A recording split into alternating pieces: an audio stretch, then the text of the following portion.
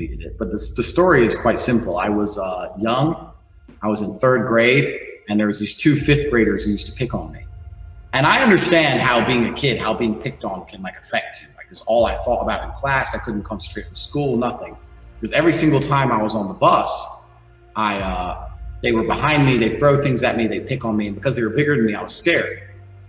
So I went home and I burst out crying to my dad, and I said, I don't know what to do, these 2 kids are picking on me, etc. And my dad said, but you have a weapon, why are you afraid of me? You have a weapon. And I said, what weapon? And he pointed, and he said, your lunchbox is sharp. That's all he said, and he left the room. So I sat there, and my lunchbox was a Batman lunchbox. So I kind of looked at Batman, I was like, maybe, okay. So, and I'll tell the moral, my belief in the moral story afterwards. So I'm sitting there. Anyway, about 3 or 4 days passed. The kids are picking on me as normal. And one day I'm in class and the teacher says to me, Andrew, and I'd been in a daydream because I was scared about getting on the bus on the way home.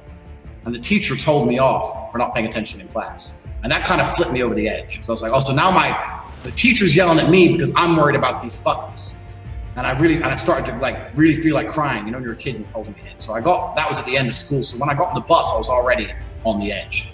And when one of them started grabbing at my thing from behind, I turned around with the lunchbox and I smashed him clean in the face with the lunchbox. Smashed him in the face as hard as I could. And I remember the blood squirting on the window. I cut his whole side of his eye open with this plastic lunchbox. And as soon as I hit him, I turned and I ran off the bus because I hit him at my stop. So I smashed him in the face and just sprinted off the bus. And I ran so fast home that I didn't notice that my lunchbox had been smashed up. So when I went in the door, my dad was sitting there. My dad was a professional chess player. So he was sitting there at the chessboard. Again, he played against himself all day. These chess players live in their own mind. He's playing himself, and he turns around, and I'm crying now, but through anger. And he turns around, and he sees my smashed lunchbox. And he sees the blood on the lunchbox, and he sees it smashed to pieces. And he kind of smiled, and he said, get in the car. And we went to Walmart, and he said, do you want the same one or another one? And I said, I'll have the same one. And he gave it to me, and he said, I'll buy you as many of these as you need. That's what he said to me. I said, thanks, Dad. And we went home. And what's funny is, I don't know if that boy the next morning, I was battle ready. I was like, this is gonna go down on the bus. I'd been practicing, I swear to God, I was in the mirror practicing my swings for this fucking lunchbox. I was training for this bus ride.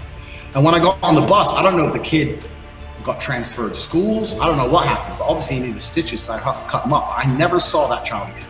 I don't know what he said to his parents when he got home. I never saw that kid again. I never heard about it, never got in trouble from the principal, nothing, ever. Never, ever happened again. And that was the end of the story. Me and my dad never discussed it. That was the whole story from start to finish. And it's a pretty simple story, really. And my dad made something very clear to me from the beginning. No one's here to save you. Nobody, not me, not Dad, not the teacher, in the harsh reality of the human world. Nobody, not the police, it's you and them. The police might come afterwards, but you might already be dead. So it's you and them. And I learned that lesson early on. And from then on out, I didn't take shit from nobody. I had a lunchbox. I was ready. I was ready from there. And I think that was a fantastic way to learn my lesson. And obviously that's transcribed to my entire life. I've never taken shit from nobody. And that's the best way to be. I'm not a bully. I don't pick on nobody. But if you're going to start fucking with me, that's how it is. So that's basically the story. That's the story from start to finish. Yeah.